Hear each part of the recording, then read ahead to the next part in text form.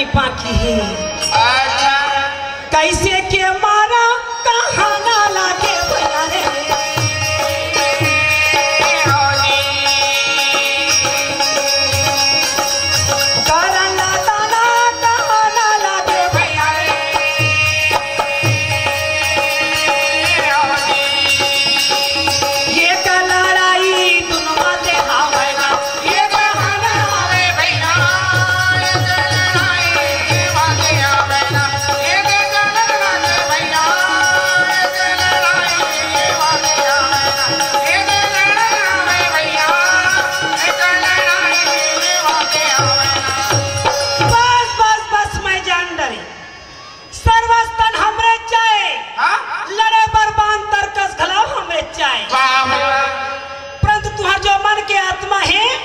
ओ पांडव की तरफ। अच्छा तभी तो भीष्म पितामह छोड़ दी, गुरु द्वारा अपन पुत्र के दुख में प्राण दे दी। अरे पांचों झलना नहीं मारिस भैया, एक दिन तो रो निकल।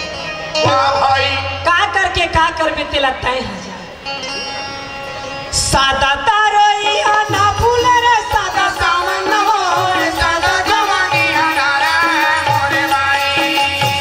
हे करन सादा तारो या ना भूल रे सादा सावन हो सादा जवानी हरारा मोरे भाई। सादा जिया न को सादा जवानी हरारा मोरे भाई।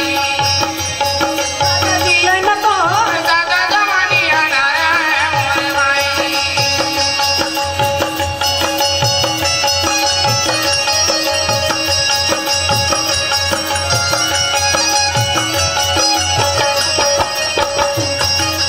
झाड़े लगा ले बबूल के यम कहान हो ब्रह्मा के लिखे हनै करे मोरे भाई।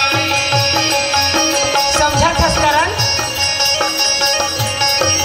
झाड़े लगा ले बबूल के यम कहान हो ब्रह्मा के लिखे हनै करे मोरे भाई। कैसे तारे नहीं तारे रे ब्रह्मा के लिखे हनै करे मोरे भाई। तारे नहीं तारे का ब्रह्मा के लिखे हनै करे मोरे भाई। नहीं मीठा जी।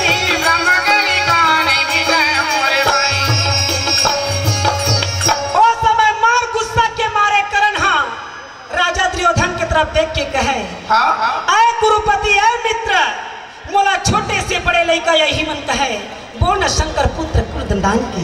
वाह भाई वाह। ओ समय मुलायम देश के राजा बनाए और माथे में मुकुट या बुलंद के तिलक लगाई कहे राजा वाह वाह जी।